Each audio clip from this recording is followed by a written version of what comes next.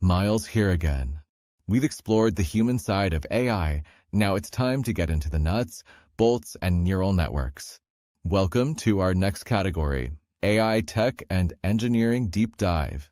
This track is for the builders, the architects, and the bold thinkers pushing the boundaries of what AI can do, not just in theory, but in the systems, machines, and tools shaping the next generation of intelligent technology. From groundbreaking integrations to engineering at scale, this is where innovation meets execution. Let's get into it. Influence.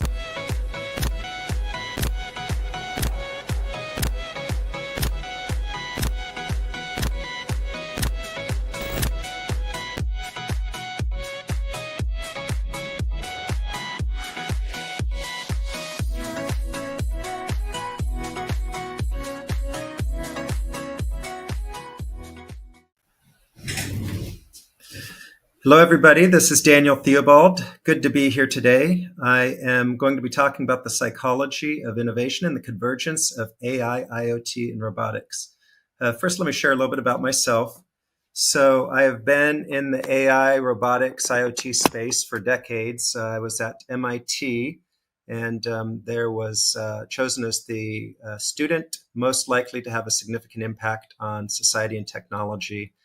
Co-founded a number of organizations focused in this area over time, and currently spend a lot of time advising startups and founders in these areas.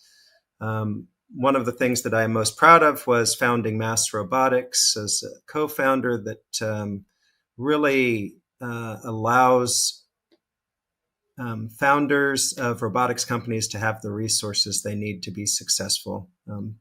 Building robotics and IoT and AI companies is very challenging. And so having that community and resources can be a big help. So a little bit about innovation quickly, and then we'll go into the AI topics. But I think it's really important to set this as a framework. Joseph F. Engelberger said, if you want to create something revolutionary, start by solving a problem that nobody else has addressed. And I actually like to modify that a little bit to say, if you want to create something revolutionary, solve a problem where convention says it cannot be done. I have seen just in the past 2 or 3 decades, numerous cases where conventional wisdom that was that something couldn't be done until somebody comes around, figures it out, and shows that it can be.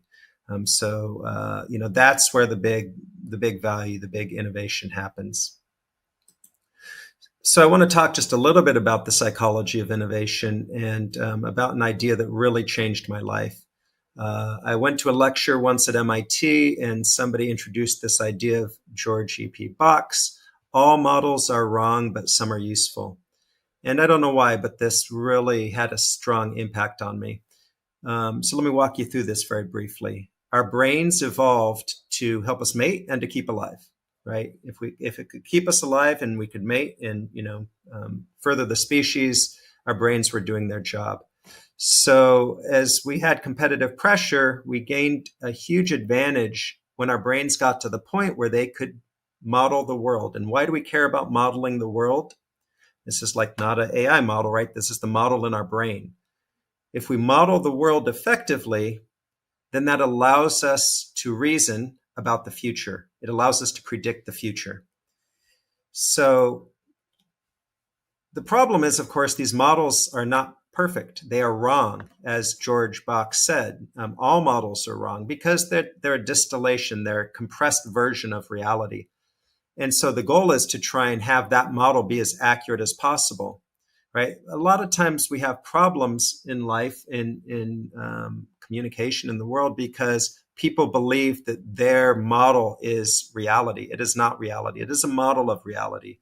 And I think once we understand that our perception of everything is a model, it can really free us to be more open to innovation, to figuring things out, to really understanding that there are opportunities to do things in different ways that may fall outside of our current models. Just because they haven't been done before doesn't mean that they can't be done. So if I do X, Y will happen. As a founder, as a technologist, the more accurately that we can predict the future will lead to much better outcomes, right? Because I have a better model. I can say with more confidence that if I do X, Y will happen. And that's really the goal of any innovator or founder or business person, is to build the best model of the world in their head possible so that they can be efficient in their actions to get the outcomes that they're looking for. So how do we improve our models? Well, this is where play comes into the picture. It's very important to understand that we need to explore. We need to test the limits of things. And this is why children play. If there was no need to develop your model in your head, your world model, children would not play. They would, sit and eat and have their diapers changed. But they play because they are creating these world models. And the world models really need to find boundaries. Boundaries are the key features in a world model. So you don't find boundaries without breaking things, right? If you never break things, you don't know where they break. So you don't really understand them.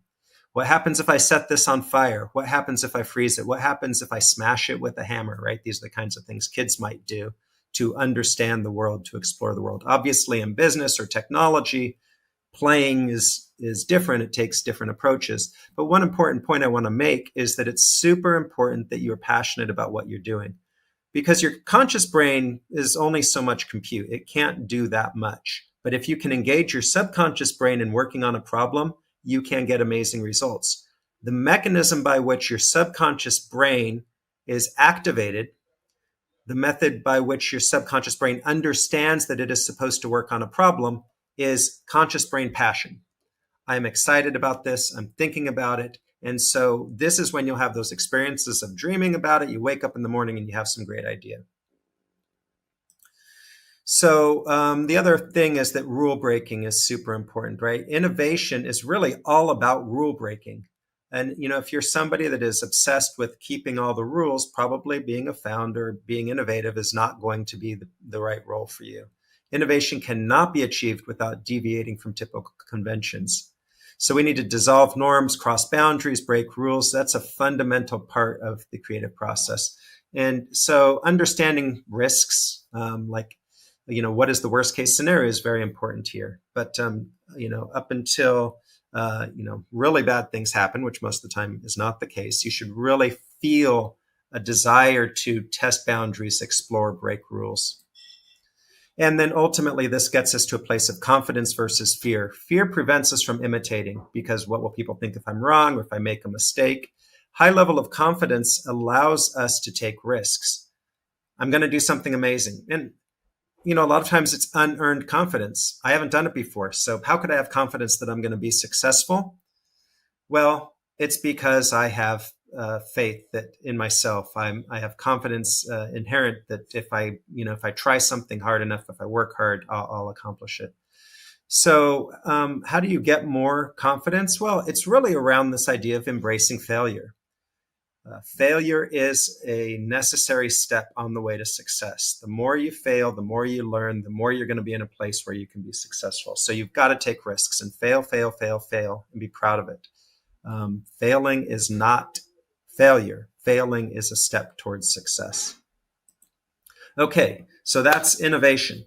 Really important in this area of AI, because there's a lot of people that, are just following the current AI playbook or whatever. Those aren't the people that are going to be successful. Everybody who's just following the crowd, you don't want to invest in those companies. You don't want to be those companies.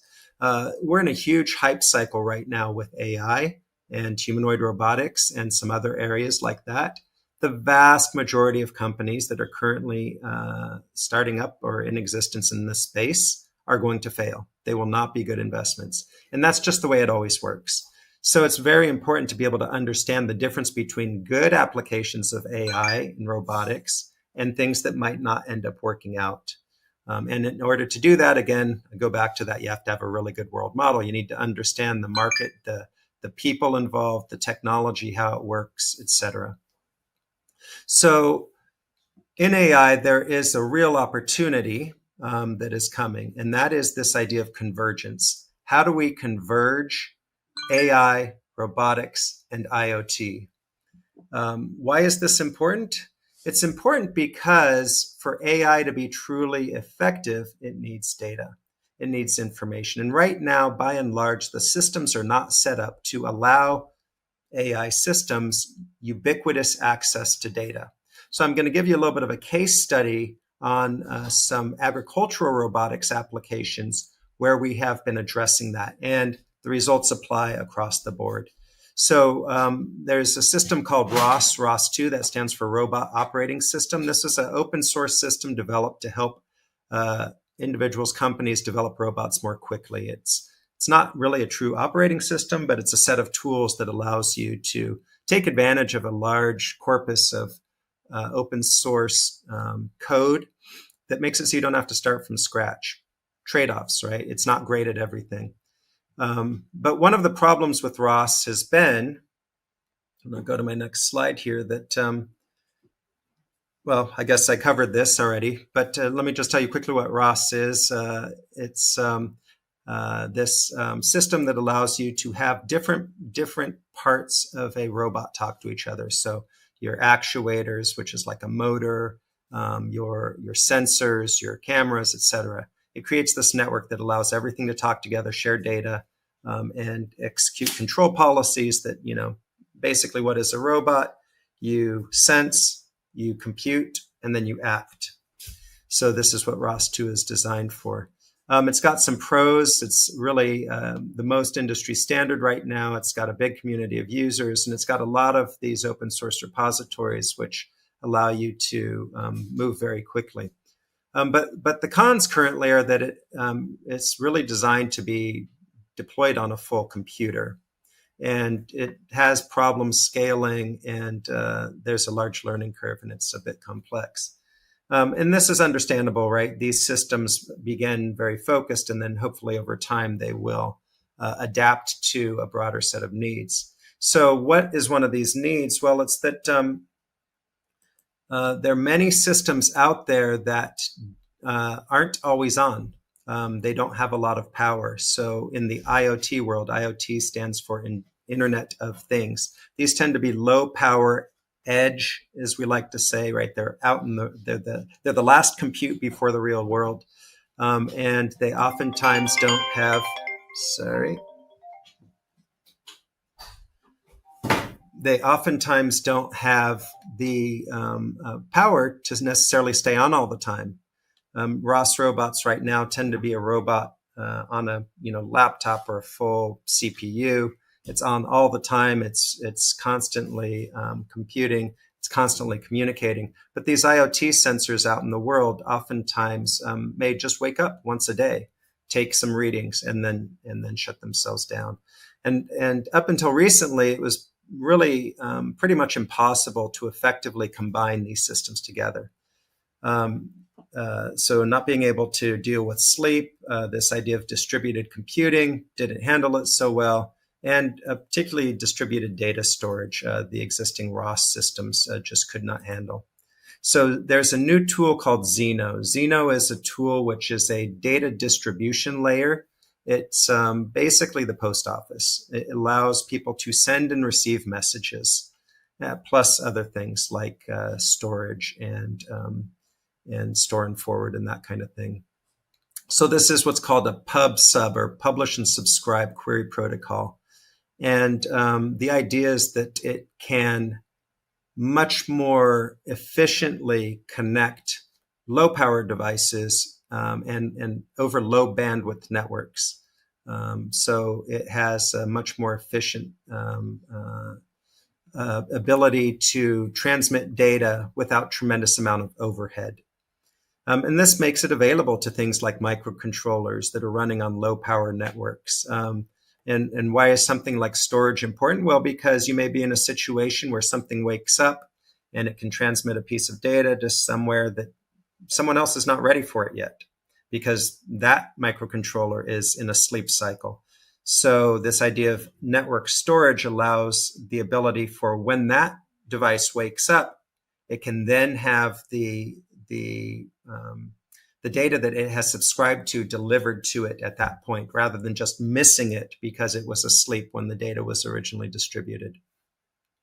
And the network topology is also interesting because you can have a network topology which is more resilient, that has multiple paths from point A to point B. So if one node goes down, there's probably a path that you can get to it through another node. So the question might come up, why not just use one of these existing IoT frameworks? And there's tens, if not hundreds of them at this point. When IoT was really popular, when it was the buzzword versus AI, everybody and their dog was building an IoT framework. Well, it's because these frameworks tend to be very limited, tend to be very end application focused, and certainly can't handle running a robot. So we believe bringing it from the other direction, a tool that was designed to run an entire robot, now being able to bring in the data from across the network.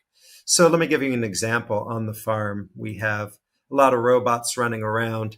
That robot may need to query a soil moisture sensor. We might want to say, okay, I'm going to go out into the field. Is it muddy?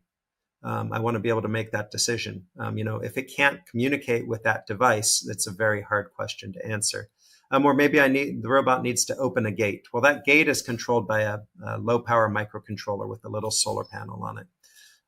And so the ability of these devices to talk as if they are or truly are full-fledged first-rate members of a ROS network is incredibly powerful.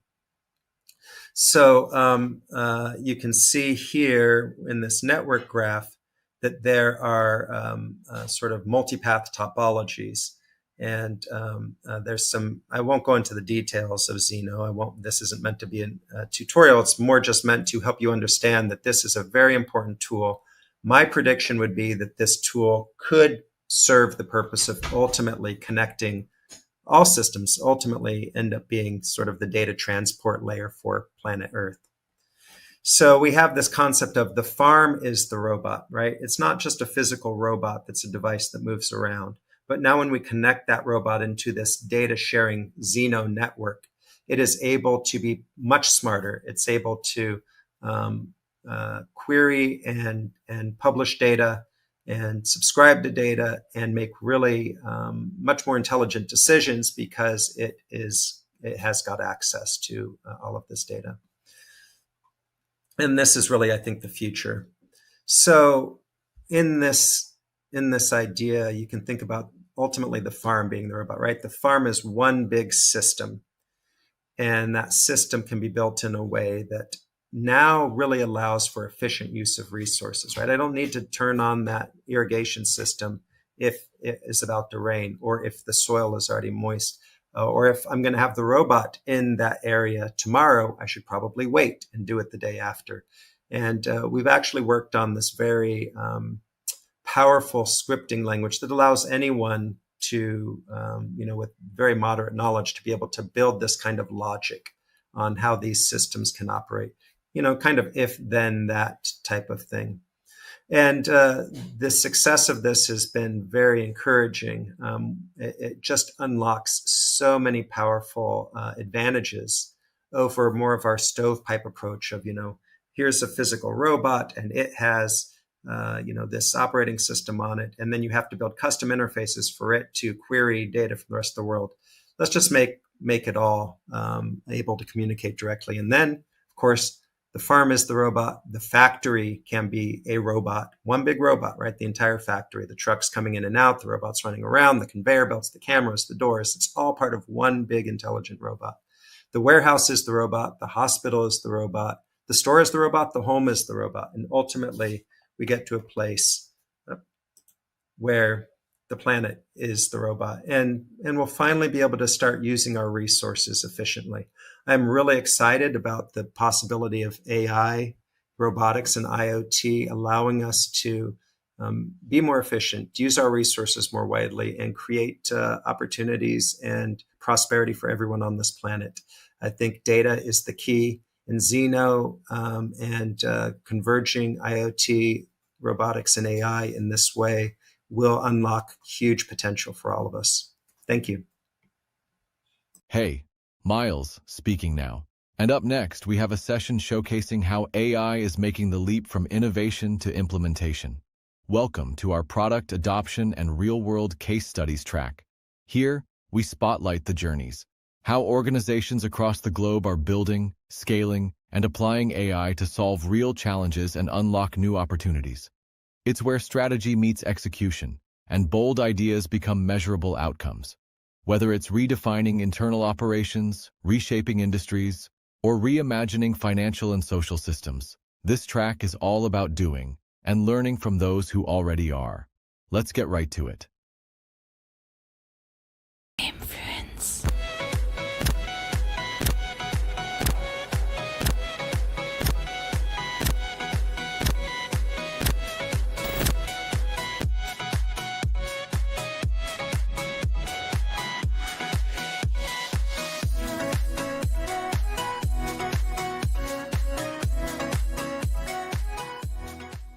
Hello, everyone. My name is Xiaodi Hou. I'm the founder and CEO of Bot Auto. Today, let's talk about autonomous trucking, the path to profitability. When you talk to people in the field of autonomous driving, you always hear this type of 3-year promise of autonomous driving. If you ask them, when do you think autonomous driving will become a real thing or a big thing? They will tell you, yeah, maybe 3 years later. Just exactly as what happened in 2016, Elon Musk has promised a Tesla, driverless Tesla, will travel from LA to New York City by the next year. But we're already in 2025, and that thing has not happened yet. But it's not fair to say that autonomous driving has not made any progress. And in fact, there's a lot of companies has achieved great progress, including several of them has achieved driver-out pilot program, meaning that there is no human in the truck, and the truck is just driving by itself on public roads and delivering the goods. I still remember my days when we first delivered the world's first driver-out operation. I was extremely excited about this, and my excitement only lasts for 15 minutes. Why? Because I know that this is not the answer. This pilot program is not enough to build a business, and there are fundamental business constraints that needs to be satisfied with more effort alongside the road. So what are those efforts? The elephant in the room is that no matter how beautiful your technology is, the legit business must be able to make money. For autonomous driving, saving a driver's cost is of course very good. But how about the operating cost? And in fact, the operating cost is so big that no autonomous driving companies today can even overlook the operating cost and make a valid business. Let's take a look at the value chain of autonomous driving. For any autonomous driving company, first, we have to buy the vehicle from an OEM, and then we started to build the hardware and software, install them on the OEM trucks. And that's not the end. After the hardware and software installation, there's a lot of maintenance and supports that needs to be done and infrastructure to be built.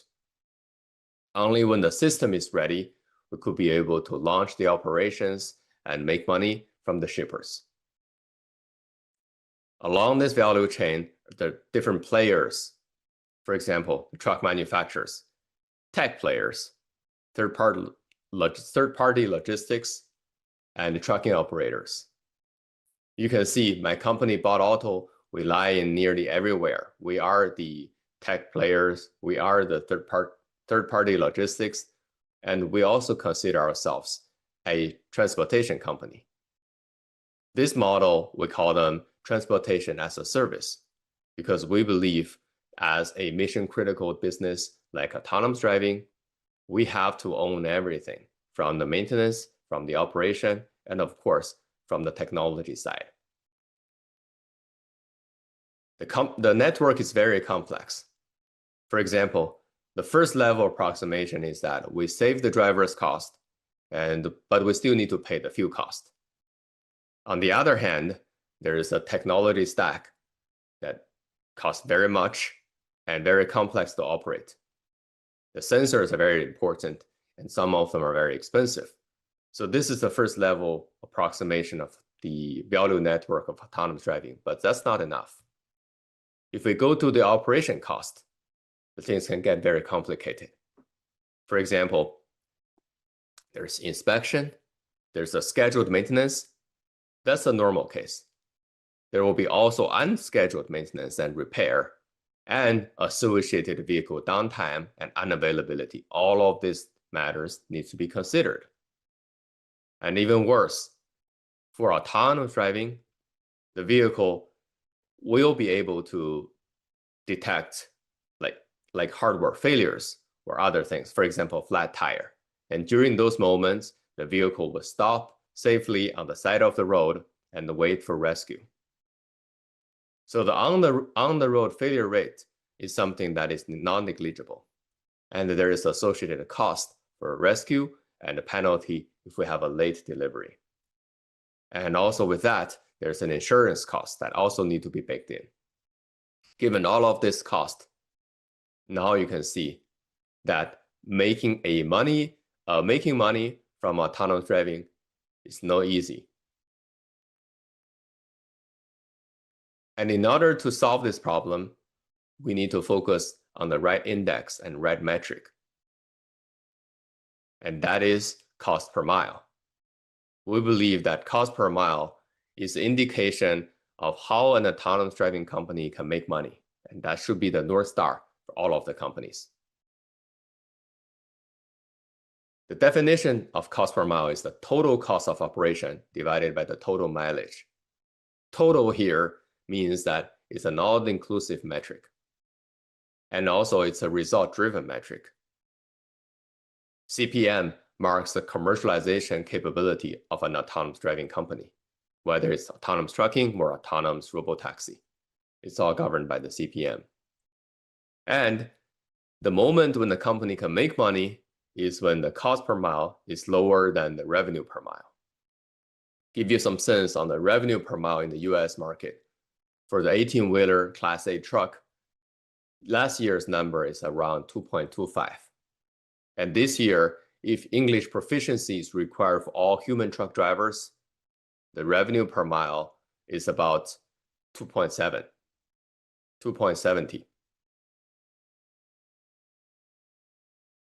So the philosophy behind the CPM is that the CPM should include all indirect costs, proportional to the mileage accumulation. It's obvious that, for example, if there's a LiDAR should be part of the CPM. But it is not so obvious if the CPM requires more regular maintenance, or for example, sensor cleaning, that sensor cleaning should also be included in the cost per mile. And even more, if there's more regular maintenance, if there's any hardware failure that needs to be replaced, or if the autonomous driving requires a dedicated area of the parking yard where you need to pay extra dollar on it, all of this cost, all of this hidden operating cost should be included, and we should be explicitly included. And the beauty of that is this cost per mile is compatible to all different business models. On the other hand, the cost per mile should not include the one-time cost that is independent to mileage accumulation. For example, the R&D cost should be carved out from the CPM. Why? Because if you consider everything, including the R&D cost, it actually encourages you to scale up the fleet in order to amortize your R&D cost. Meaning that without doing anything that realistically reduce your operating cost or reducing or increasing your operation efficiency, just by buying more trucks, doing more operation, you're amortizing the R&D cost. And that is not real progress. What we wanted to focus on is the real progress, and we want to discourage premature scaling up. As I said earlier, CPM is compatible with all different business models. And that is the right point for all different companies to compete on the right metric. For example, if I am a fleet owner where I purchased the autonomous driving technology from some third party, lowering the CPM is definitely follows my interests because it increased my profitability. My RPM is basically remain constant. Revenue per mile is remain constant. But if I have a lower CPM, means better profitability. For some other companies who are selling either software or hardware, that are called AV providers. But lowering CPM, meaning that their product becomes more competitive. Very obvious, more friendly to the fleet operators. But for Bot Auto, as I said earlier, we are a transportation as a service company. And we believe that this is the best form to lower the CPM because simultaneously we own the software, we own the hardware, and we own the operation. That total ownership gives us the flexibility to choose the right way of solving the problem. Where are we today? My past experience back in 2021 is the cost per mile is $20. Now you can see why I was only happy for 15 minutes because that was not a viable business model. There's still a lot of work for us to do to reduce this $20 per mile to $2 per mile. And earlier this year, I have found another report from McKinsey reporting about Waymo's operation.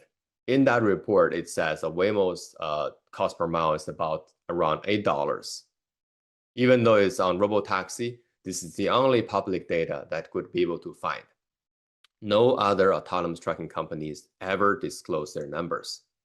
But one thing I'm sure is that nobody is profitable yet. Let's take a closer look at the cost.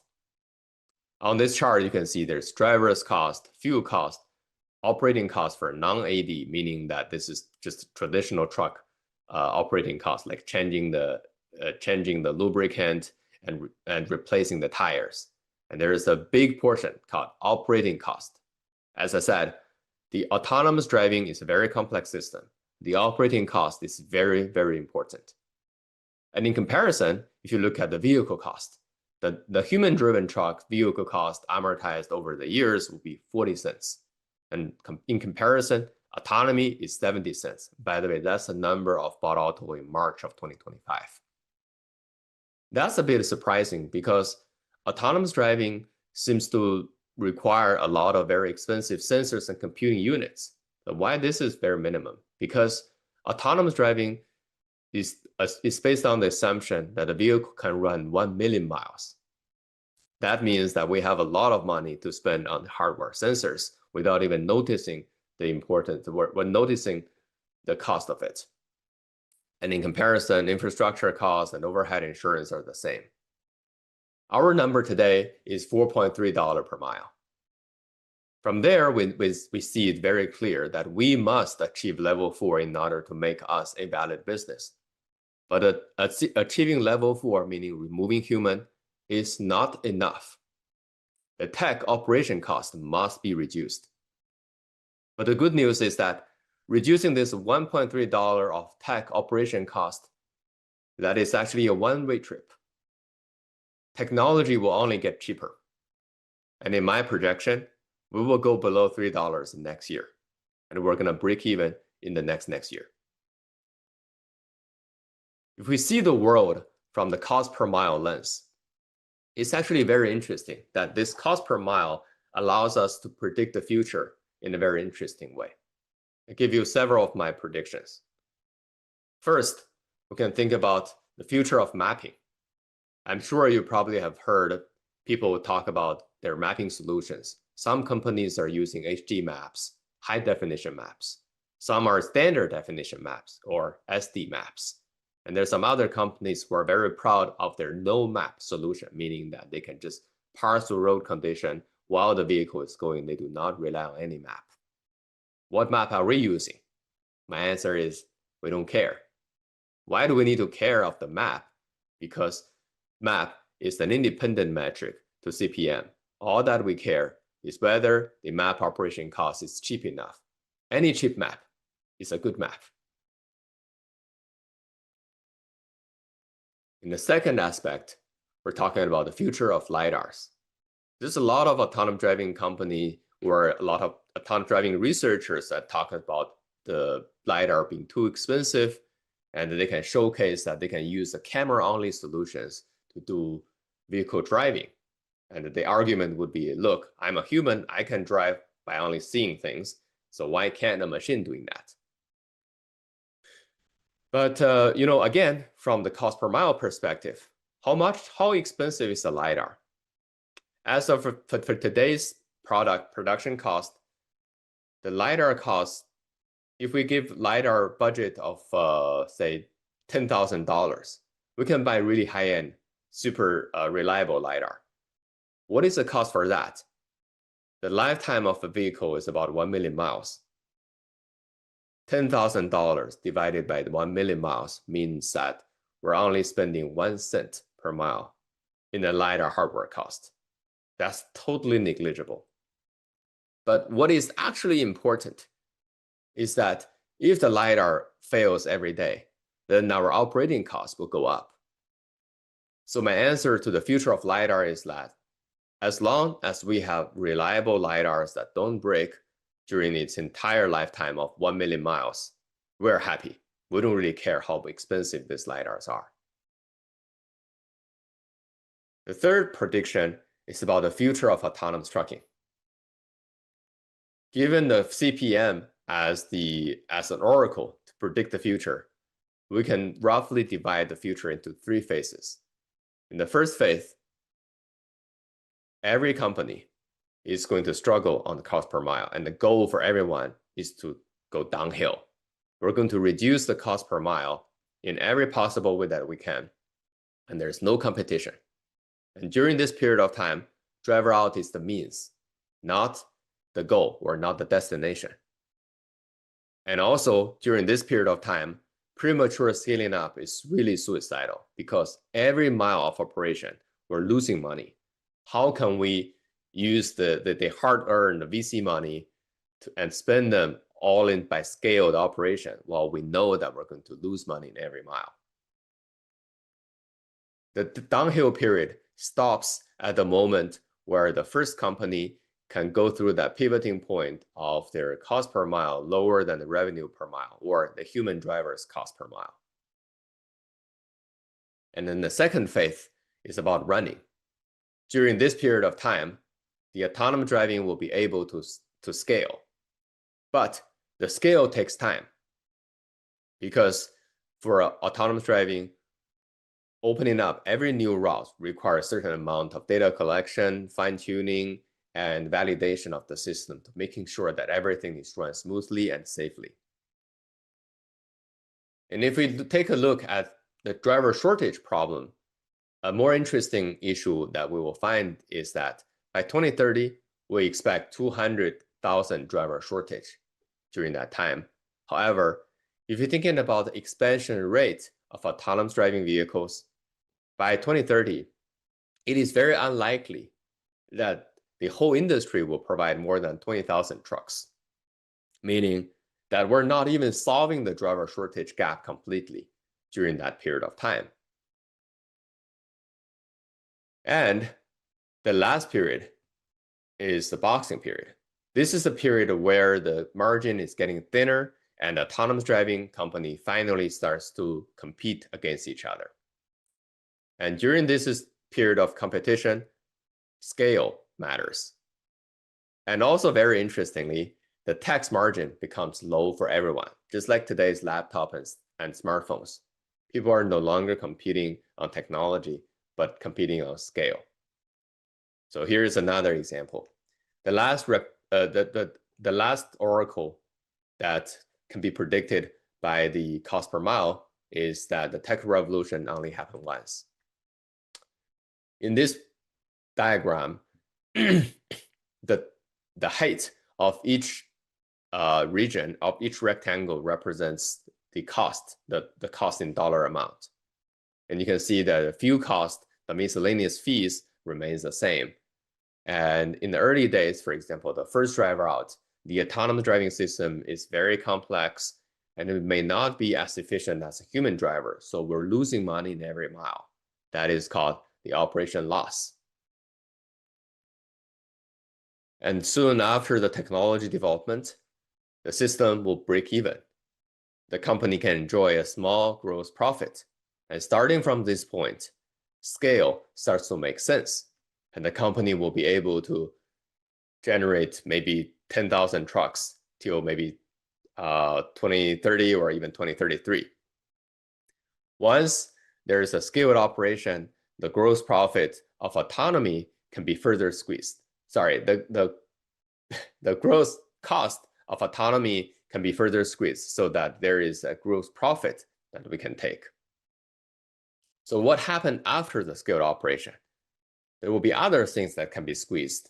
What I can see here is that the major cost reduction after the scaled operation will be manufacturing cost. For example, what if we have stripped off all of the leathers and chromes and stereo audio of the vehicle, because in the end, no one is driving the vehicle. And the maintenance cost, can we think about the more efficient ways of maintaining autonomous driving suite and also maintaining the vehicle itself. And also very importantly, once the system is scaled, the fuel or energy cost becomes a very major thing for the future reduction of the operating cost to enjoy further profits. Throughout this development, you can see that the importance of technology will fade out after the scaled operation. So now we are at the moment where still technology matters. The technology will bring the revolution, but only bring the revolution once. And now it's the time. Thank you.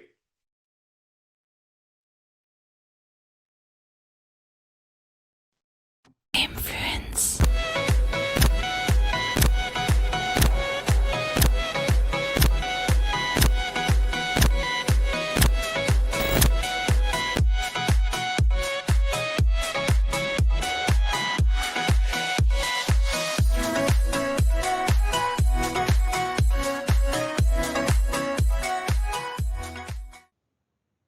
Good evening, everybody. I'm really happy to be here. It's an honor for me to be in this event.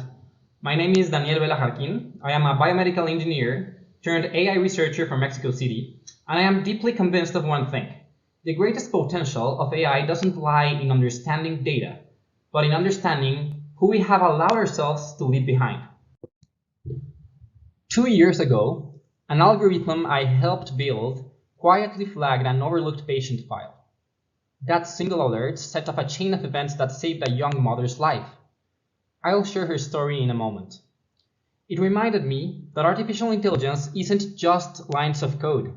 It's a bridge we can use to reach patients and clinicians who have been standing on opposite sides of healthcare divide for far too long.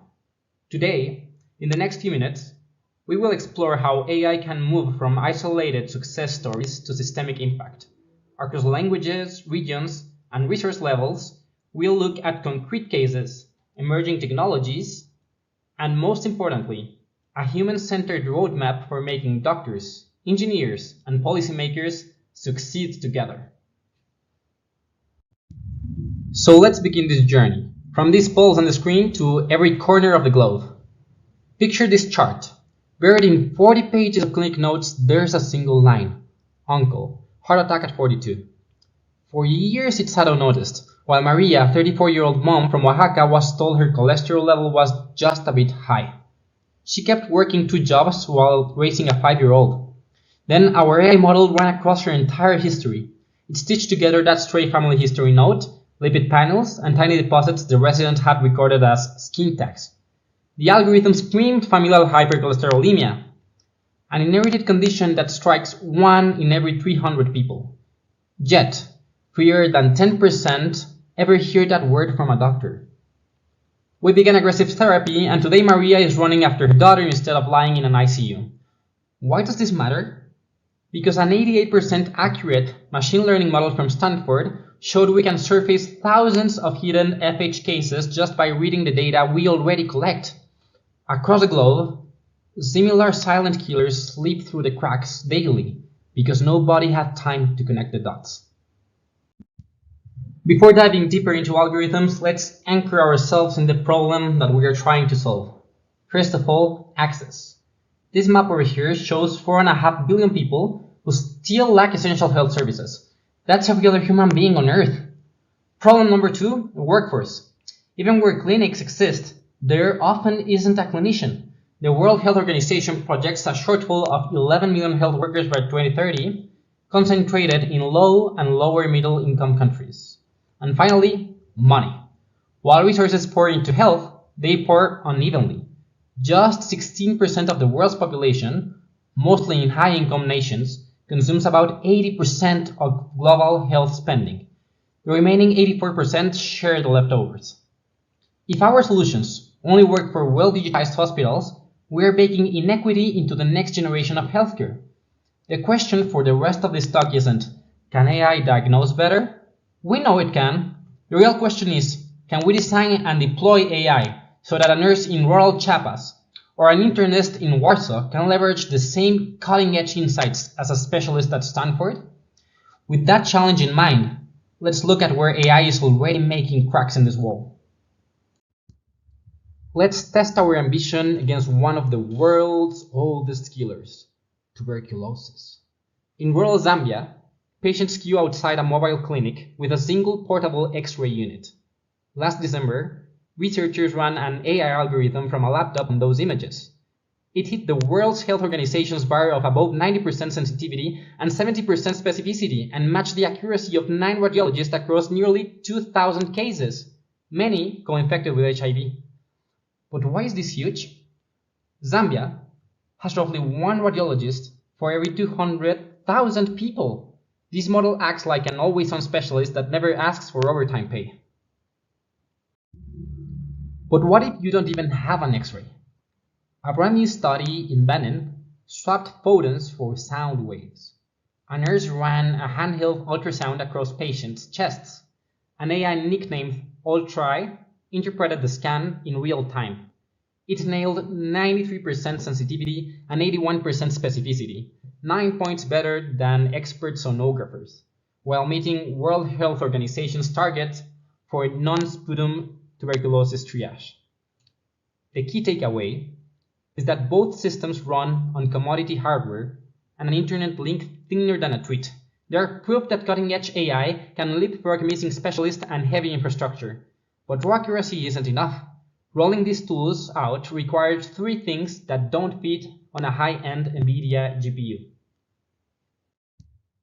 The first ingredient is local data. This will help avoid algorithms that think every scan is a textbook case from Boston. The second one, training nurses on the workflow, because great tech fails if a probe angle is off by 2 degrees, or if the leading doctor refuses to change his procedures. And finally, regulatory buy-in. Zambia's health ministry allowed the tool use before a single patient result was shown. This blend of smart code and smarter collaboration is the pattern we'll keep seeing as we tour real-world AI breakthroughs. If tuberculosis algorithms are our AI clinicians, then conversational agents are our AI concierge. What you see on the left side of the screen really happened. A patient from a US safety net clinic texted, "No tengo dinero para el taxi. Can I move my appointment?" In the old world, that message never reached a human. The patient simply didn't show up. With the new Care Message AI, every free text reply, slang, typos, and even Spanglish is parsed, classified, and routed. One clinic alone recovered enough appointments to slash its no-show rate by nearly half. And across 400 or more safety net organizations, the system is driving 45 to 50% reductions in missed visits, freeing millions of dollars that can now be reinvested in care for low-income families. Now looking at the second picture. In oncology, a Penn and Mass General team piloted a chatbot called PennyGI. It checked in with patients on oral chemotherapy, tailored dose reminders, and flagged side effects in real time. The bot issued over 3,800 medication messages and got the instruction right more than 90% of the time, while patients rated it reliable and easy to use. Why does this matter? Because a WhatsApp text costs fractions of a dollar. works on a 2G network, and speaks the patient's language instantly. In my own work at Mexico's National Institute of Nutrition, we have developed similar bots for diabetes follow-up. To everyone's surprise, the biggest hurdle wasn't fine-tuning a transformer. It wasn't even using GPT-4. It was actually convincing old-fashioned doctors that an emoji-filled reminder could coexist with clinical judgment. However, once these doctors saw people reporting on their meals, they became the bot's biggest champions. Here we can find an important lesson. Conversational AI succeeds when it tackles real human barriers, transport, confusion, fear, and when nurses, pharmacists, or community health workers co-design the scripts. The tech parses the words, but people still parse the life and knowledge behind the words. Next, let's explore the frontier where generative AI starts acting like a consult room colleague. Lately, headlines love to induce fear or hype and announce, "Beware! AI is coming for your stethoscope!" But is this real? Let's swap headline heat for data. I want to introduce you to Amy, a research AI system developed by Google and published in Nature. What you're looking at is a 302 case benchmark of the toughest diagnostic puzzles lifted straight from the New England Journal of Medicine. I want you to focus on the top bar. Amy, on its own, lists the correct diagnosis somewhere in its top 10 choices more than half of the time. But that's not impressive, right? What if I told you that clinicians reading that same cases, unassisted, barely hit a third of the cases? Now glance at the Sankey diagram on the right. Here is where the magic happens. When those same clinicians get Amy on their side, their accuracy jumps from 36 to 52%. The model isn't a rival. It's a second set of eyes that resurfaces blind spots at 3 a.m., even on a ward with no subspecialists in sight. Now, raw accuracy is only half the story. The other half is what I call the tropicalization problem. What happens when code written in Cambridge meets real-world language, bandwidth, and workflow? I'll give you an example. On the left side of the slide, we can see a real Mexican voice note. El paciente presenta un rash eritematoso en el tórax. The speech-to-text system translated this as El paciente presenta un rash erythematosus en el tórax. Suddenly, our erythematous chest rash has turned into a salad ingredient. Clinicians laughed, but the chart was wrong, until somebody spotted a typo. The table shows that the erythematous problem is systemic. In the Health QA benchmark, GPT-4 offers more comprehensive and appropriate answers over 1,000 times in English, but only 891 times in Spanish. And contradictory answers spike more than tenfold in Hindi. The lesson is, if the dataset speaks only Harvard English, your algorithm will too. Whenever teams pilot Spanish dictation in real clinics, 3 patterns surface almost immediately.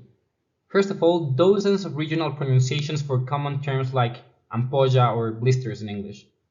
Low bandwidth or low quality headsets that swallow consonants whenever the 3G signal hiccups. And finally, you won't believe it, but clinicians who push back until the software stops botching their names or accents or get the exactly correct things on their notes. What gets traction isn't a larger GPU or a diffusion-based LLM, it is frontline partnership. This is my recommendation. First, get a local clinical champion who helps you understand the system and how medicine is actually practiced there. From local abbreviations to the unspoken rules, knowledge that first-line treatment may be out of stock or that everyone knows that ultrasound tech only works in room 2. Second, get an informatics engineer who iterates with the team in real time, tuning prompts, adjusting thresholds, and fixing bugs before they go stale. Finally, get a nurse or care coordinator who sees what physicians often miss. How do patients describe their symptoms when no one's looking? When no one's holding a clipboard? How workflows flex during shift changes, understaffing, or informal workarounds? This trio turns large language models from black box guessers into useful collaborators, because they tune not just the model, but the context it is stepping into. And once the adaptation happens, trust rises, usage climbs, and the hairy tomatoes vanishes from the charts. We've talked about brilliant local solutions, but what if we want one truly global model without shipping patient data across borders? Enter federated learning. What you see here is the methodology used by the SAM project. 20 hospitals from Boston to Bangkok kept their data inside their firewalls. Instead of moving data, they moved encrypted model weights. Each hospital trained locally, then shared only learned parameters. A central aggregator merged the knowledge, sent it back out, and the cycle repeated. What is the payoff? A model that could predict whether a COVID-19 patient would need supplemental oxygen within the next 24 to 72 hours, with an area under the curve score greater than 0.92. And crucially, it performed 16% better and 30% more consistently than models that any single hospital could build on their own. Why else is federated learning so interesting? Well, first, it has inclusivity by design. A hospital in Madrid can contribute its data signature without violating privacy laws or needing a 40 terabyte transfer. Then it is robust. Training on diverse demographics means fewer surprises when the model meets a patient who doesn't fit local patient types. And then there's trust. Clinicians and regulators are more willing to adopt AI that never exposes raw patient records. Up to now, we have celebrated algorithms. But here's the harder truth. Most AI pilots don't die because the model misses a decimal point. They die in the handoff between technology and people. Take a quick look at the 4 icons on the screen. They represent 4 common problems. The first one, lost in translation. A clinician says Sado88 and the data scientist hears saturated dataset. Neither is wrong, but both are confused. Second, paper first. What if I told you half the planet's outpatient notes still sit in paper folders? So no amount of transformers or fine-tuning can read ink that hasn't been scanned. Then we have wrong incentives. Imagine a nurse that gets graded on how fast she clears triage. An extra AI pop-up is a nuisance for her, not a miracle. And finally, no feedback. If the pilot ends and nobody tracks whether outcomes are moved, the model drifts quietly into a forgotten Docker container. These are the human bottlenecks that sync promising code. So we built a playbook for these problems. We call it TEAM. T stands for translate. Pair every sprint team with a bilingual translator, but not Spanish to English, clinical to technical. E is for equip. Before AI, digitize. That might mean low-cost OCR for paper labs or solar-powered Wi-Fi hotspots.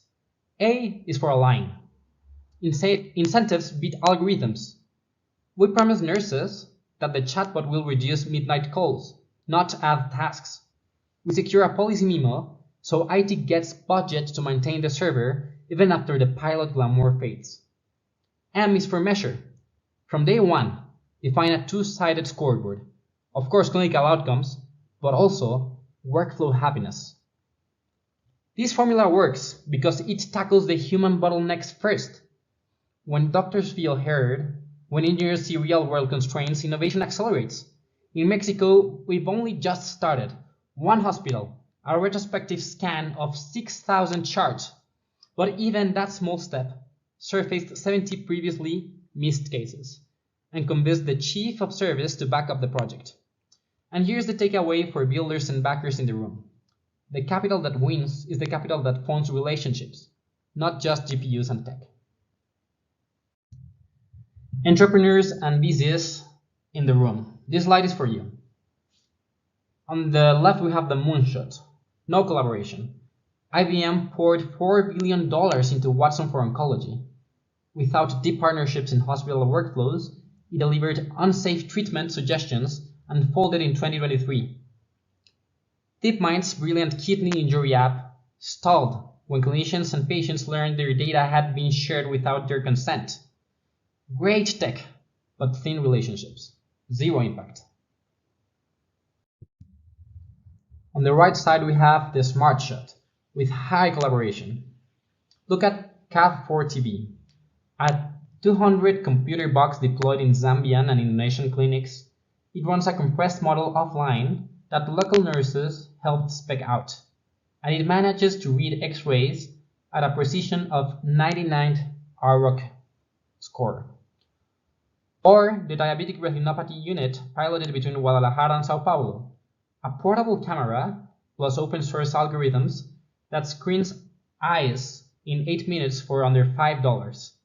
30,000 patients touched on a $250,000 grant. The pattern here is very simple. Advanced tech without trusted collaborators bleeds capital. Modest tech with deep local insight scales really fast. This journey is coming to an end, and we have traveled from a single life saved in Oaxaca to algorithms spanning 5 continents. But none of this matters unless it turns into action. Your action. So here's my invitation. Run a bias audit. Choose one model, radiology, conversational AI, logistics, and test if it truly serves all of your patients equally. Join or start a federated consortium. It doesn't take millions, just an email thread and a common goal. Adopt the team formula. Translate, equip, align, and measure. Make those 4 words your blueprint. Open source something. A pre-processing script, a multilingual glossary, or a simple lessons learned memo. Generosity scales faster than any funding round. Mentor across boundaries. Pair a data scientist in Bogota with a clinician in Berlin. Have a nurse from Mexico City critique your next UX design. Because the real story of AI isn't written in Silicon Valley offices. It's unfolding in clinics like yours, driven by clinicians and developers exactly like you. It begins with the moment you decide your constraints are the very reason why your innovation matters. Wherever you are with whatever resources you have, this is your moment. Not just to build AI, but to feel the AGI in your everyday work, actively transforming care. One patient at a time. Let's make our story one worth telling. Influence.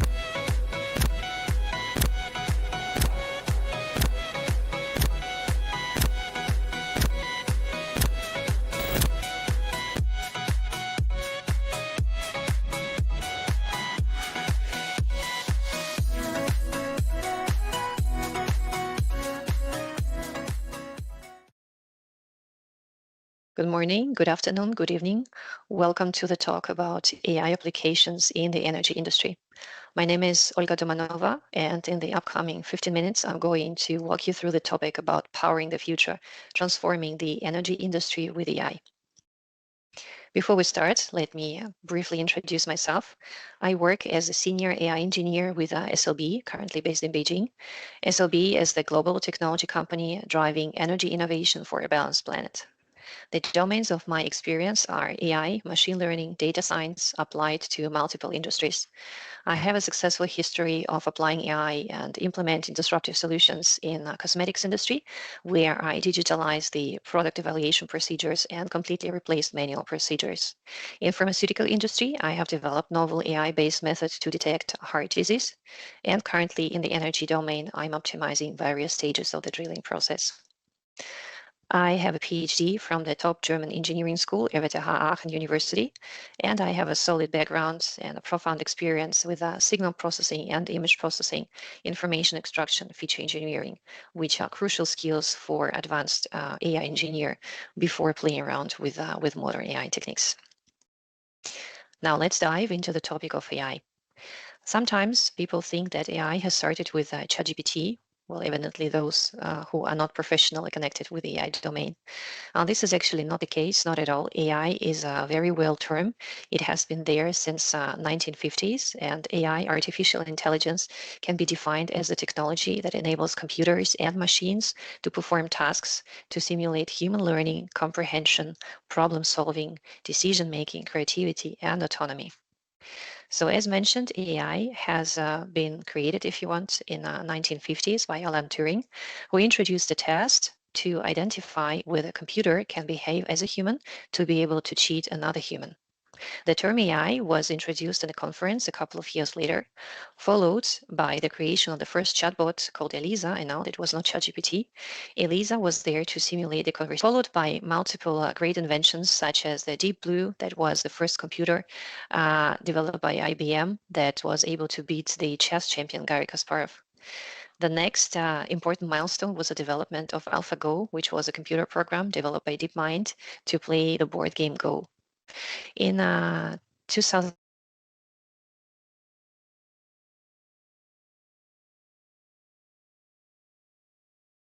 led to the absolute boom of Gen AI in particular. So why we're speaking about AI applications in the energy industry? Well, because the energy industry is facing multiple challenges. It is facing interconnected challenges primarily related to the transition to a low carbon economy. The urgent need to reduce the carbon emissions is the major challenge. It requires significant investments into renewable technologies that we're going to discuss a bit later. Energy sector is an important contributor to the climate impact, and currently the energy companies are paying a lot of effort to reduce the climate impact. At the same time, while focusing on sustainability aspects, energy industry has to be able to correspond to the rising demand. The population is growing and people are currently using more and more energy, and so the energy sector has to be able to meet these needs. Furthermore, the infrastructure is aging and the current one is just not sufficient anymore. The power plants and transmission grids, everything has to be maintained, optimized, and extended to be able to meet the growing demands. Security of energy is also crucially important, as not only developed but also developing countries have to be able to use energy in a sustainable and a constant way. Energy industry is evidently interested in making profit, and making profit is related to reducing the cost of the operations. And even here, AI is able to support. How? Well, we can see it here. As we know, AI is able to automate at least certain tasks that are performed by humans. And by automating the tasks, the effect that is reached, it is of course the acceleration. Not only the acceleration is achieved by automating the tasks, but also when we eliminate manual interactions and procedures and the human factor, the number of errors introduced is reduced. AI models are able to work with vast amounts of data, with years or even centuries of historical data. And so sometimes AI models are able to make smarter decisions even than human domain experts can do. All this leads to the productivity gain and, of course, to the reduced cost, which is one of the important aims of any industry. Let's now look at the tools that AI is giving us to be able to apply them in the energy domain in particular. What is very important is the domain knowledge. To be able to train a model that is performing well in the energy domain, it is crucially important to have large amounts of data, historical data, the domain data. The models that can be trained, they can be very different. For example, that can be something like a time series prediction or any kind of classification models. Crucially important are the anomaly detections that we're going to discuss a bit later. To do so, various AI techniques could be applied. For example, classical machine learning, some statistical methods, neural networks, and deep learning and hybrid models. That is a great way to combine advanced AI techniques with physical models, and by thus introduce even more domain knowledge into the model. Recently, Gen AI has been developed and has become very popular, as it is bringing completely new capabilities that have not been there before. Gen AI assistants can be used, for example, as chatbots to accelerate some interactions, to provide quicker help, to provide advice. Gen AI can also be used for the data analysis and summarization. And of course, robotics is a very important application of AI. Now let's have a look at different electricity applications, and let's start from this domain. So for the electricity, it's extremely important to be able to forecast the demand. AI is playing an increasingly important role in the electricity sector. It impacts absolutely everything, starting from the grid planning to managing the energy consumption and transmission. So first of all, to be able to forecast the demand, the very complex AI-based advanced analytics models, they are built, and they are built on vast amounts of data. These are years and sometimes decades, to be able to analyze the demand and to be able to forecast it. AI can help to manage the consumer demand. It can predict it.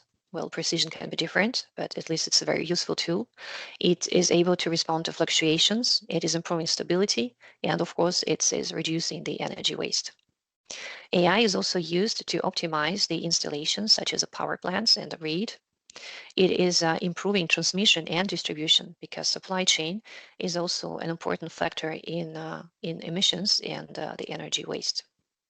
Energy consumption and optimization can also be enhanced using AI. AI can also be used in buildings and industrial settings to optimize the heating, cooling, positions of the buildings, the way they are designed and constructed, the lighting systems. Basically, any aspect of the construction can be optimized using AI. Of course, a very important aspect is the energy storage, and AI models are used here to work on the advanced materials and to improve the storage capabilities.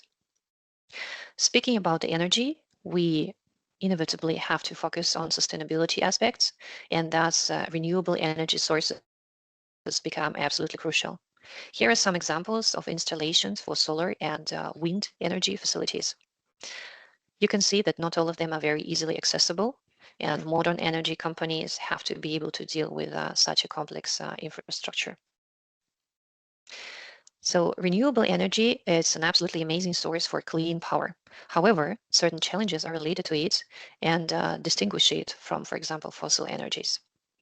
Renewables are dependent on weather conditions, and they cannot assure constant production rates. This means that the models that are built to predict the production and the whole behavior of the renewable energy system, they are even more complicated than those for other types of energy. So to be able, for example, to forecast the production of a solar park, several years of historical data is used. It includes not only the production data, but also the installation information, the asset properties, the number of solar panels, the directions they're facing. The advanced AI algorithms like the time series prediction can then analyze the solar panel performance to improve the energy yields and optimize the efficiency. For the wind farms, for example, Google's DeepMind has developed algorithms that are able to predict and optimize the output of the wind farms, maximizing the energy generation while simultaneously minimizing the environmental impact. Again, as we speak about the energy, we always have to keep in mind the sustainability aspects. As we have previously seen, not all locations for renewable energy installations are easily accessible, and so remote monitoring is becoming increasingly important in this case. Automated data acquisition, for example, using drones or robots, video and image processing, signal processing on the production data, it all allows the real-time monitoring, anomaly detection of the performance. All this combined with the production forecasting could help to manage the farms autonomously. For example, if we know that the demand is going to decrease, we can automatically rotate the solar panels so that they are producing less electricity. By doing so, we're going to avoid the problems with energy storage and the energy waste. This means that such kind of automation doesn't only save costs, but also brings precision and efficiency to the solar equipment, as it is being installed in remote locations, it's difficult to maintain it, and predictive maintenance, again, is becoming increasingly important in this case. It can also be used in optimizing the location and design of the solar and the wind farms. Another aspect of energy industry is the nuclear. Nuclear is a very complicated domain requiring profound knowledge of the domain, physics and chemistry, and AI is already there. It's revolutionizing the nuclear operations. We can imagine that all of the reactors generate gigabytes of operational data. To be able to analyze them, it's absolutely impossible to do it manually, and so AI becomes a crucial, actually the only way forward with such amounts of data. AI can digitalize and analyze these archives of data. It can streamline the regulatory compliance, which again is very important, especially in the nuclear domain. It is being increasingly used to optimize the design and operation parameters for the nuclear reactors, especially in the aspect of its safety. A very important and a great advancement that I wanted to show you, it's something which is called a digital reactor. So digital reactor, it's a full digital twin of the real physical nuclear reactor. It aims to carry out the ultra-realistic simulation studies, basically to be able to digitalize and simulate everything that is happening inside a real nuclear reactor. Not just imagine you're working on your laptop and you're able to delve into the simulations and reactions that are happening inside of the nuclear reactor. By doing so, the real-time sensors are used, the online calibration, advanced physics models are being developed, some of them are already in place. And so this is a great project that is going to lead to amazing advances in the nuclear technology. The next part of the energy industry that I would like to cover, it's oil and gas. And AI is also extensively utilized there at every possible stage. For example, at the exploration stage, multiple seismic and acoustic studies are performed, leading to the generation of vast amounts of data that are very difficult to analyze manually. Here, AI is also used to be able to support us during the reservoir modeling. For example, the seismic and acoustic data could be used to predict the faults, which are the limits between the formations. The faults maps are used to generate the probabilistic maps that are in turn are going to be used to create the target identification, to know where to place the well, how to orientate it, what kind of equipment to use, and what operational parameters should be used in this case. We have mentioned sustainability multiple times, but now let's have a look in a little bit more detail. The energy sector is pioneering new technologies that are not just efficient to be able to cover the rising demand, but they also have to be able to reduce the carbon footprint and reduce the climate impact as much as possible. One of the important aspects is lowering emissions, both scope 1 and scope 2. It could be achieved through the analysis of the internal processes and profound optimization. Here again, AI is used to be able to model the processes and to identify, for example, which of them are polluting to the most and improvement of which processes could lead to the greatest impact. Transportation, as mentioned, supply chain is also quite a significant source of emissions, and optimizing supply chains, optimizing the transportation maps and grids could significantly reduce the climate impact. The recent couple of years, the topic of carbon capture storage or carbon capture utilization and storage is becoming increasingly important. And this is something that I would like to show you here. This means that the CO2 emissions are being captured at the sites where they are produced and they are being stored subsurface, for example. Potentially, this CO2 can also be used and not only be stored. So if you can imagine, these operations are extremely complex to be able to choose the location for the subsurface storage, that it is stable enough, that it is large enough, how it's going to behave during the time, that there are no chemical reactions. AI is used at this complex process too. And carbon capture and utilization storage is also empowered and enabled by modern UI technologies. Let us briefly speak about SLB and how AI is used there. So as a global technology company, reaching the energy demand of the rising energy demand and increasing sustainability aspects, SLB is using AI everywhere at all possible stages that we have just described. AI is used to optimize all possible stages of the processes, of the equipment that is being used, of the operational parameters, the well placement, as mentioned, the analysis of the seismic and acoustic data. And the very important part of it is not only the AI and the models that we're using, but that is based on the domain data. We have rich archives of historical data that is actually the powering motor that enables the complex simulations and calculations.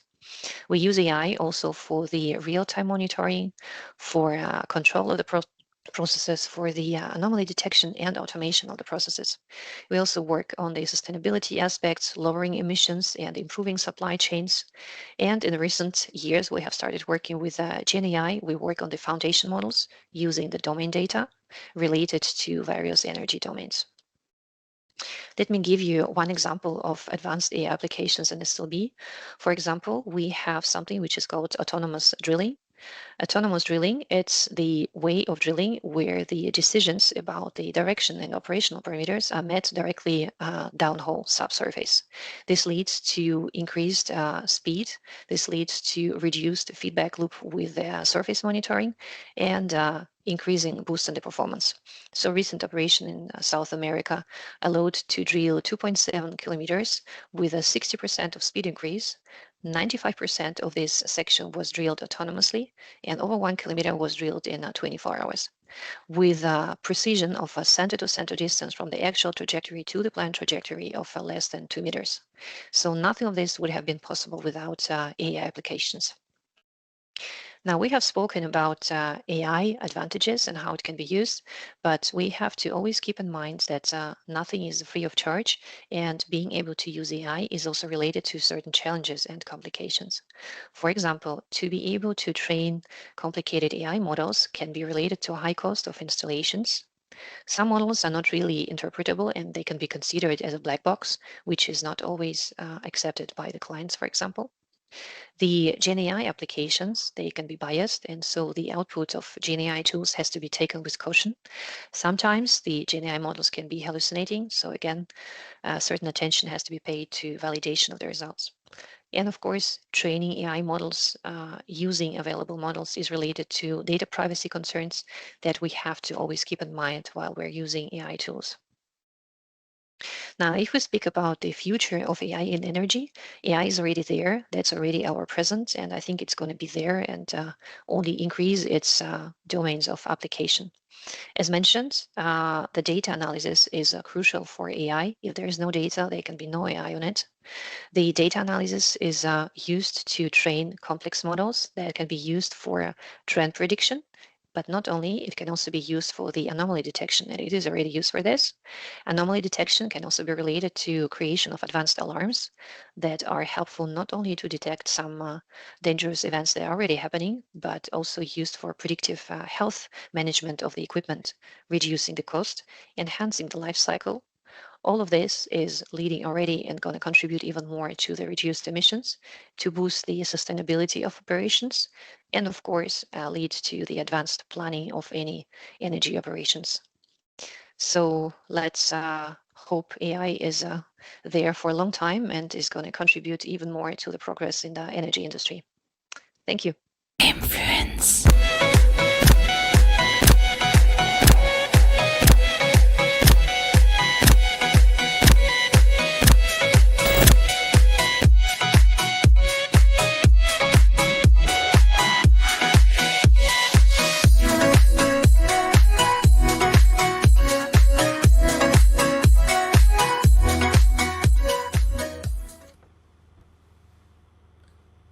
Good afternoon, everyone.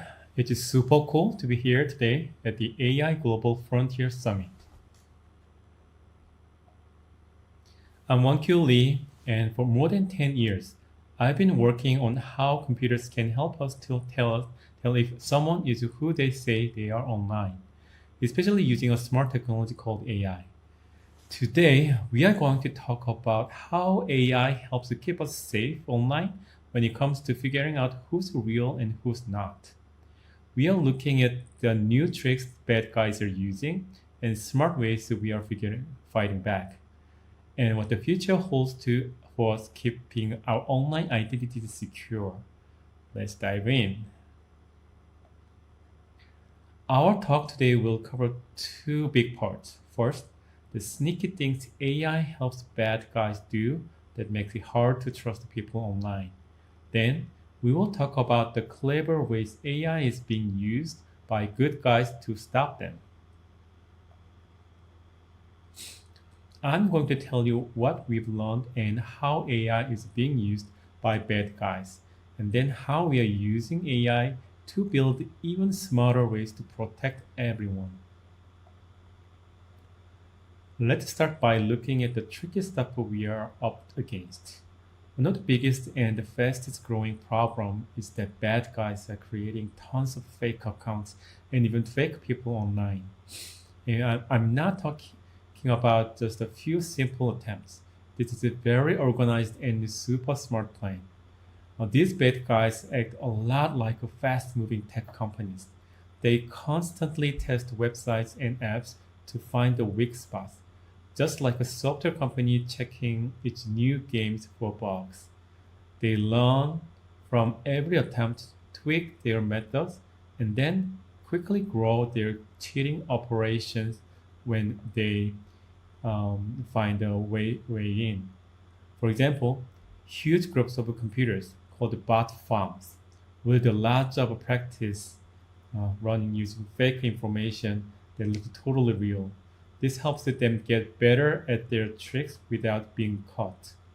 Once they find a hole in the system's defenses, they use super smart AI and automatic tools to create waves of fake accounts, totally overwhelming normal security checks. It's not just that there are so many of these fake accounts, it's also that they are getting much smarter and more focused. These attacks are made just for specific websites or certain types of identity checks, which makes them really hard for older tech security systems to spot. This kind of organized, automated fake identity creation is a huge threat to being able to trust anyone online. To truly understand how serious this is, let's look at some real life examples of how AI is being used by cheaters against online identity checks. We've seen organized groups of bad guys using AI powered bot farms that can make thousands of unique but fake user profiles in just a few minutes. Then, these aren't just simple computer programs. They use a complex AI that makes them act like real humans with different backgrounds to look believable. Even physical documents are under attack through AI-powered fakes. Cheaters are using amazing AI programs to create completely fake ID cards, like a driver license or passports, that looks almost exactly like the real ones to a human eye. The AI makes it AI makes it sure every detail is perfect, like the text being straight, the background looking real, and even the fake security features that seem totally convincing. Maybe the most worrying thing is the rise of fake faces. We've seen situations where AI-made faces, called deepfakes, are used to try and trick live face scanning security systems. Now, these aren't just pictures. They can actually make a fake face, moving slightly, blink naturally, and even show different emotions. This makes it incredibly hard for real people, even trained experts, to tell if they are looking at the real person or computer-made fake. These deepfakes are getting super detailed, copying even tiny skin features. But the biggest danger is that bad guys don't just use one trick. They often combine different ways to cheat. For example, one group might be super good at making fake faces, while another focuses on creating fake documents with tiny AI-made mistakes like odd fonts or weird shadows that are designed to slip past normal computer checks. The scary result is that tons of super believable fake identities flood online systems, which shows why we desperately need strong, smart, and AI powered defenses.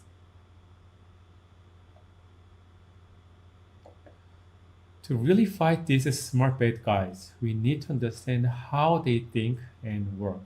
They don't just hide in dark corners. They act with disciplines, speed, and new ideas that you'd see in successful new company, like a tech startup. The weird startup way of cheating shows up in a few key ways. First, they test weakness like they're trying out new features, just like a real company would test its new app for bugs. These cheaters constantly poke and prod online identity systems to find their weak spots. They try different ways to attack, see which ones work best, um, and write down everything they learn to make their next attacks even better. Second, They measure how successful their robotics are. They're not just guessing. They are trying to be super efficient. And third, they change their plans super fast. The moment our defenses get stronger in our areas, these fraud startups don't give up. They adapt incredibly quickly, finding new ways to attack, developing clever tricks to get around the security, and using new weak spots they discover. Fourth, they build their own tech tools. This isn't just about using programs they found online. Smart cheating groups create their own special computer program. This includes advanced software that automatically make fake documents, tools that create incredibly real defects, and programs that help them make their cheating operations huge around the world. It's like they have their own secret research and development department. Finally, once they get a win, they make it huge fast. They can easily create thousands of fake accounts, bots from different spaces using huge computer network to launch massive organized attacks. The big change in how they work means that we are no longer just playing a simple game of hide and seek. It turned into a major race to create new ideas, where AI is not just a tool for good businesses, but also the most powerful weapon in the hands of these criminal entrepreneurs. Understanding this is the very first step in building strong defense for everyone. So, the big question is, how does everyone in the online world fight back against these super smart and fast moving bad guys?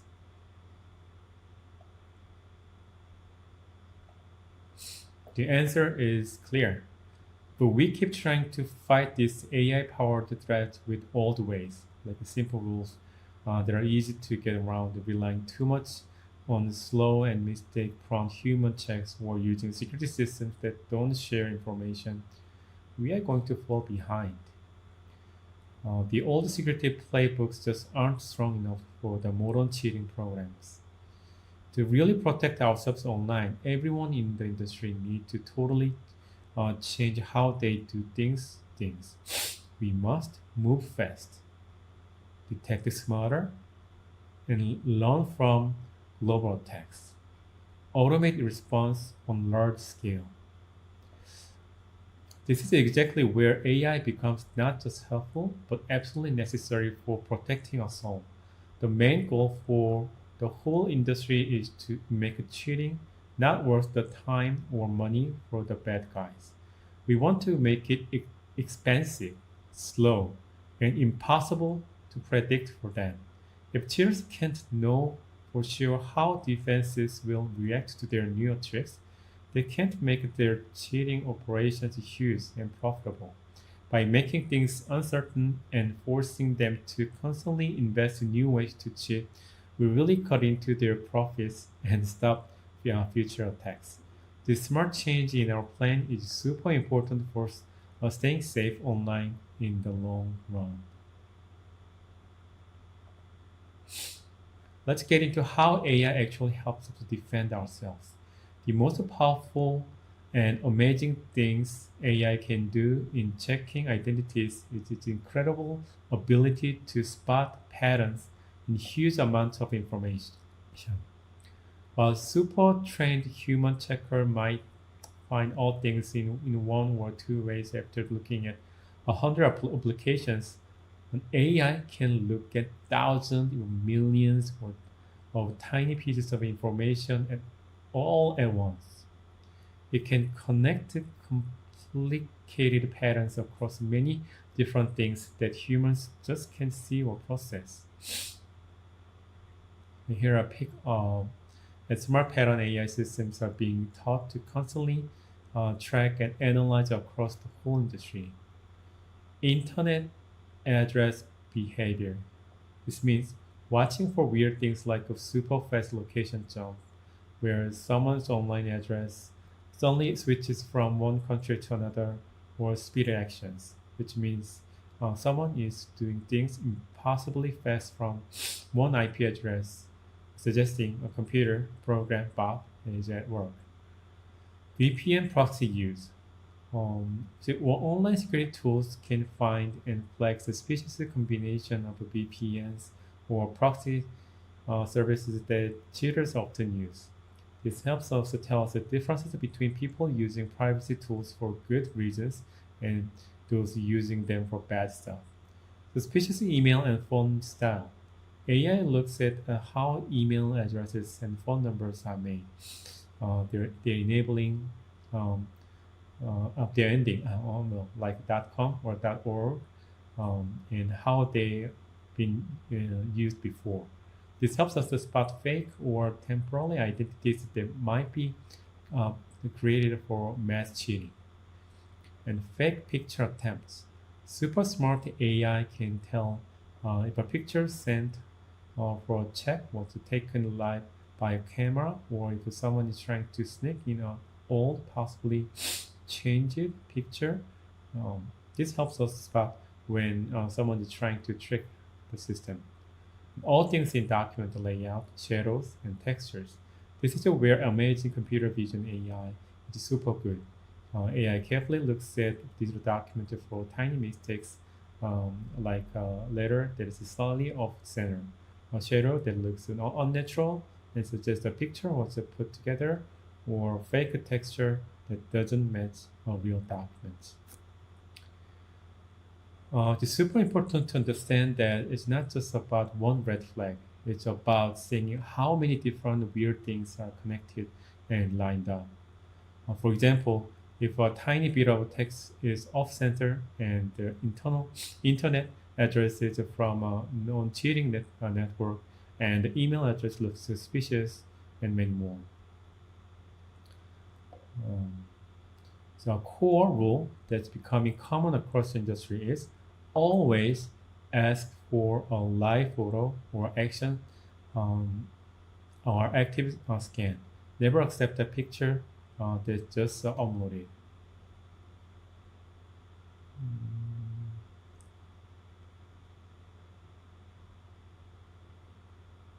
Okay, and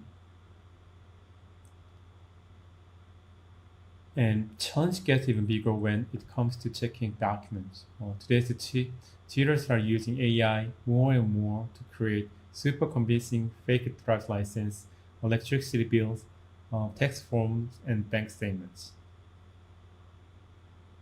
So on the surface, these documents often look totally real, but AI, especially advanced computer vision AI, is carefully taught to find tiny mistakes that human eyes would totally miss, such as uneven spacing, alignment mistakes, hidden data weirdness, and uneven noise, and font issues.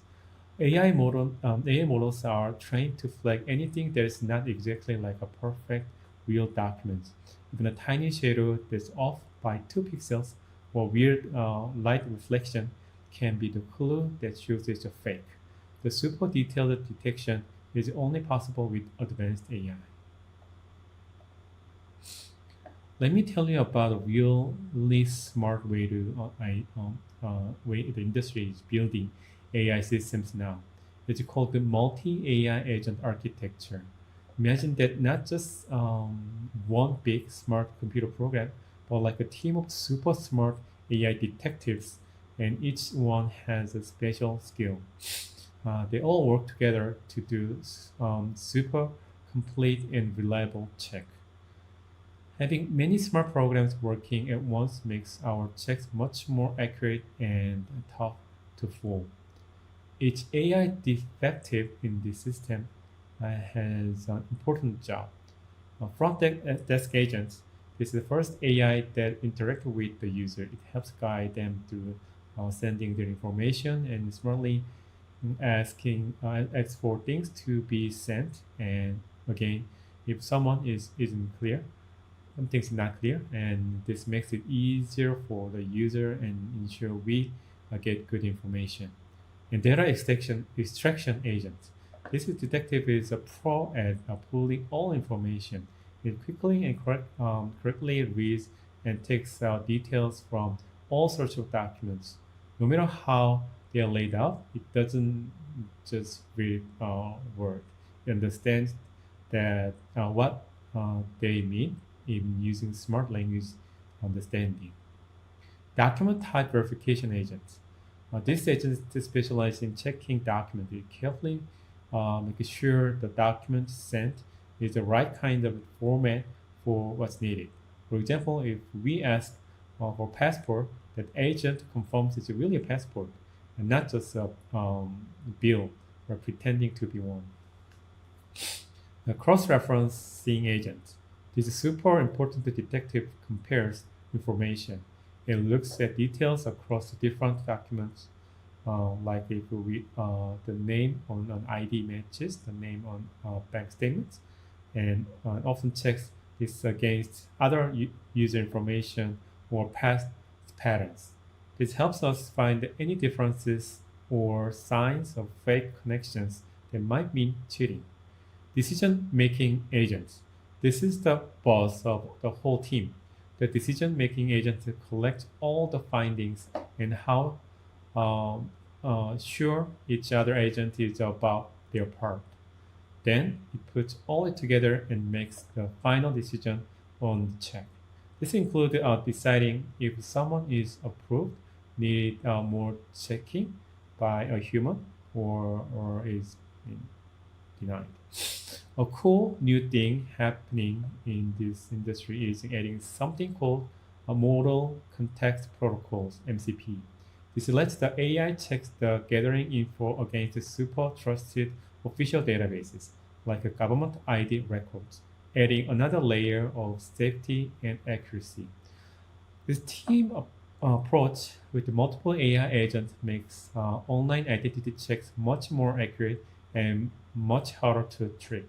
If one AI agent isn't totally sure about something, the other agent jumps in to help and provide more information, just like getting a second opinion from a doctor. This framework and smart collaboration prevent any single part of the system from failing. It makes the whole system much stronger. This type of system is especially powerful for checking documents that aren't always the same format, like an electricity bill, rental agreement, or various government forms. Because if different agents can focus on specific parts, checking complicated documents become super efficient and accurate. It's like having a dynamic team of super smart experts working together all time, 24/7, on millions of checks. The level of smart teamwork-based AI isn't just a small step forward. It's genuinely changing the future of safe, scalable, and adaptable online identity checking for everyone. To finish up, we are definitely in a time where AI is both the bad guy's biggest weapon and our strongest shield against them.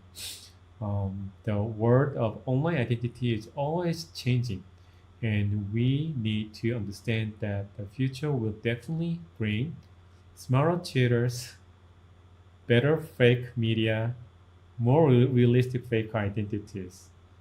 And but as these things get bigger, AI will also become incredibly powerful for us, the good guys. The industry is expert. Industry expect big new ideas and more use of important AI tools like cross-checking AI, learning together, federated learning, and trust no one system like a zero trust framework, and advanced behavioral biometric, and more. And the big question for all companies and all of us is, will our systems be able to keep up fast enough in this super fast changing world? The staying still isn't an option. It's like putting out an invitation for trouble. So I will leave you with this important idea. Online identity cheating is now an AI problem. It absolutely needs an AI solution. The only way for us to keep winning this ongoing battle is to be faster, be smarter, and never stop learning. The future of trusting people online depends on all of us working together, using AI in smart and responsible ways. Thank you for your time. Influence.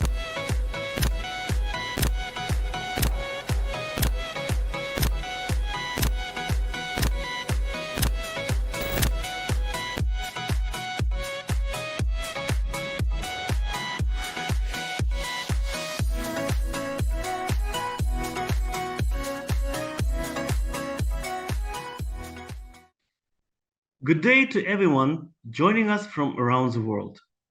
My name is Dr. Oljas Abishov. Today, I want to take you on a journey, not just through technology, but through something much deeper, the transformation of healthcare itself. Artificial intelligence isn't just a buzzword in this space. It's becoming the backbone of how we deliver care, how we make decisions, and how we reach people who've been left behind by traditional systems. This is a personal for me. I have spent 26 years in the field of ICT, 13 years of them specifically in healthcare, designing, implementing, and scaling digital health systems in one of the most complex environments, the real world.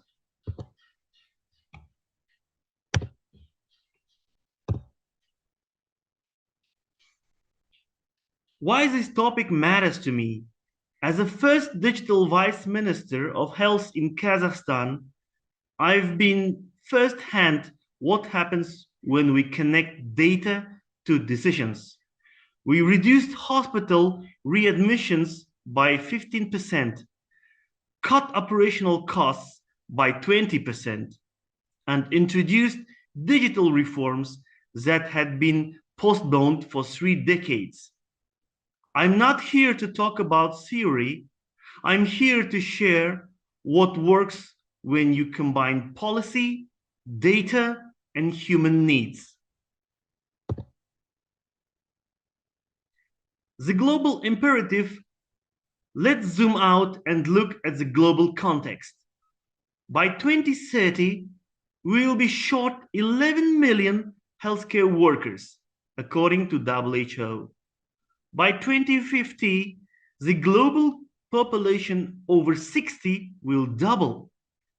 25% of all healthcare spending is lost to insufficiencies.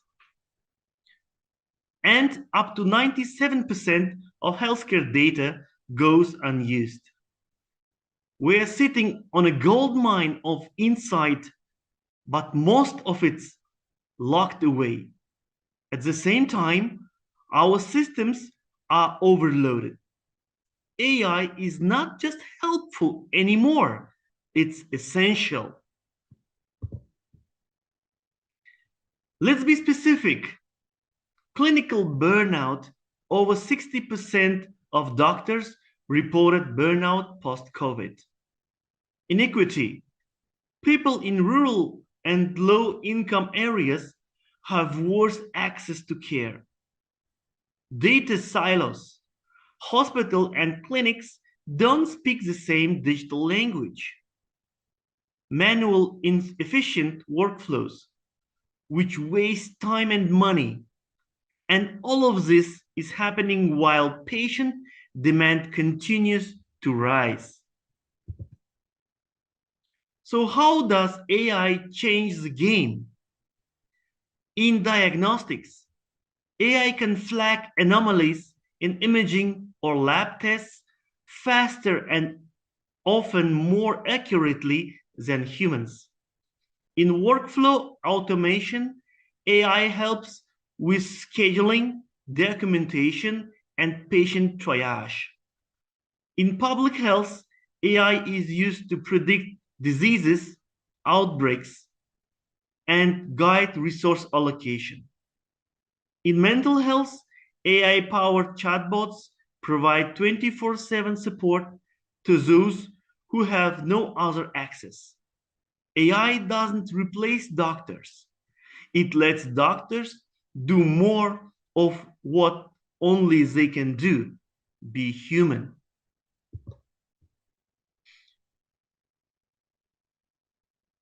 What we are seeing globally, we are seeing three groups of countries emerge.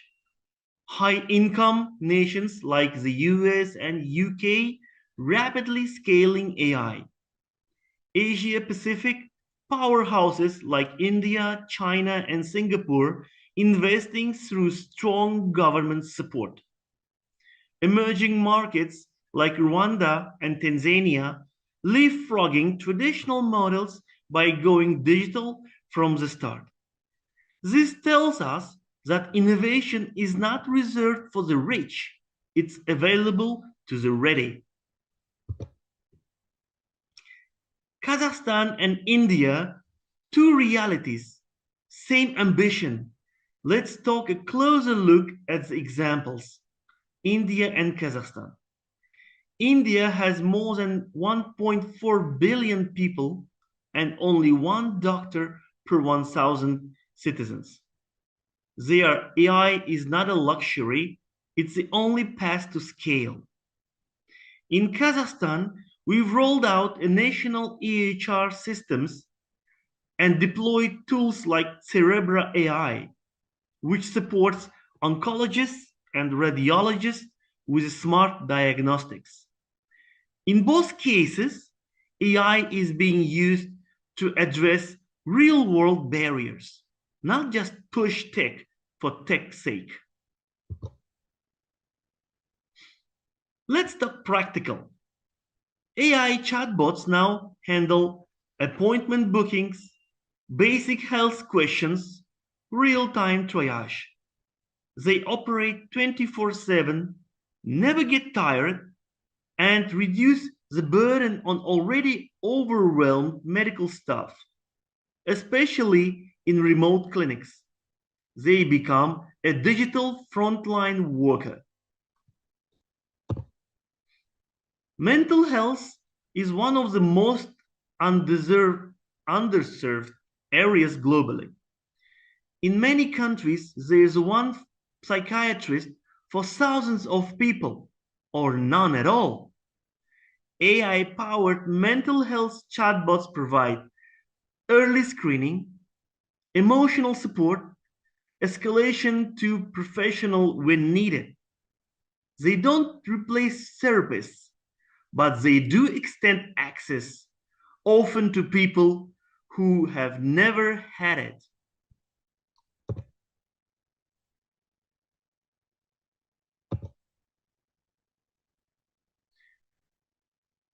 One of my favorite use cases, ambient AI scribes. These systems listen to conversations between doctors and patients and automatically generate structured medical notes, compliant and clean. Doctors gain back 2 or 3 hours a day. Patients get eye contact instead of screens. Everyone wins. Let me tell you a real story from Kazakhstan. Fatima had visited dozens of specialists. No one could diagnose her daughter's complex condition. We enrolled them into an AI pilot 5 months ago. With continuous monitoring, personalized insights, and pattern recognition, we identified the problem. Today, her daughter is on a real care plan, and the family has hope. Now imagine we scale that impact. Kazakhstan's national healthcare budget is 6.5 billion US dollars per year. With AI, we can optimize up to 30% or 1.6 billion US dollars in savings, all without reducing service volume or quality. In times of global economic pressure, this is more than a tech strategy. It's a national resilience strategy. Here are some real-world lessons from our journey. AI doesn't replace people, it empowers them. Building an algorithm is easier than integrating it into a hospital. Data quality matters more than model complexity. Small pilots are easy to launch, but scaling requires alignment, trust, and governance. There's no shortcut, only smart, sustained effort. If you're a policymaker, technologist, or health leader, here what I recommend. Create a national AI strategy that aligns with healthcare goals. Invest in digital infrastructure, electronic health records, cloud systems, broadband. Start with the focused projects, diagnostic, mental health, disease surveillance. Build cross-functional teams, doctors, AI engineers, designers, and ethicists. Innovation happens when disciplines collide. So where do we go from here? AI in healthcare is no longer science fiction, but its success depends on our ability to deploy it ethically, strategically, and at scale. We are not here to automate compassion. We're here to scale it. We are not here to replace humans. We're here to free them to care better. This is not the end of medicine. It's a rebirth of medicine through technology. Artificial intelligence is not the end of medicine. It's the beginning of a new era. And I believe that era belongs to those brave enough to lead it. Thank you for your attention, and thank you for the work you do to move global health forward. Influence.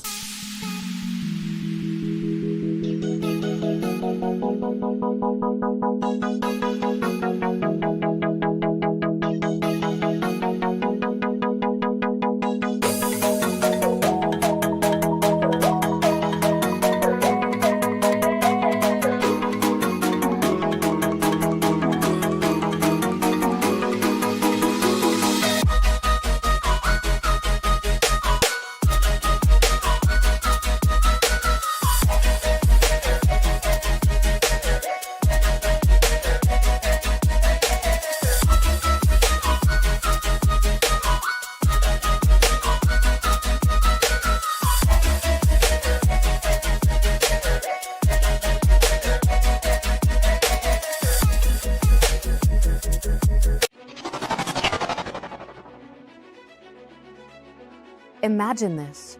You get a call from a loved one, their voice trembling, asking for help. But it's not them. It's a synthetic voice cloned in seconds by AI.